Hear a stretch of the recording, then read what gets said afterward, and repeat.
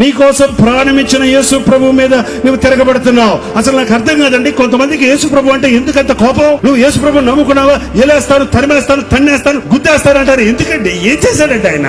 యేసుక్రీస్తు ఒక మతం కాదండి, యేసుక్రీస్తు ఒక కులం కాదండి, యేసుక్రీస్తు అందరికీ ప్రభు. సూర్యుడు అందరికీ చెందినవాడు, ఏ కులానికి, జాతికి, దేశానికి, భాషకి చెందినవాడు కాదు. అలాగే యేసుక్రీస్తు అన్ని భాషల వారు, అన్ని జాతుల వారు, అన్ని దేశాల వారు ఈ రోజున ఆయనే రక్షకుడిని కనుగొని శాంతి సమాధానాలు కలిగి వర్ధిల్లుతున్నాడు. ఎందుకంటే ఆయన మేలు చేసేవాడే గాని కీడు చేసేవాడు, ఆయన మనల్ని దీవించిన వాడే గాని శపించేవాడు ఎప్పుడూ దేవుడు ఎవ్వరిని శపించలేదు. దుర్మార్గులు, దుష్టులు ఆయన దగ్గరకు వచ్చినా సరే వారిని క్షమించి ప్రేమించి రక్షించేవాడు.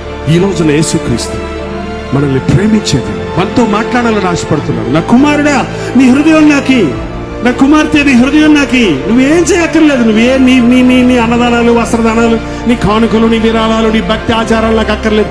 నీ హృదయం నాకి.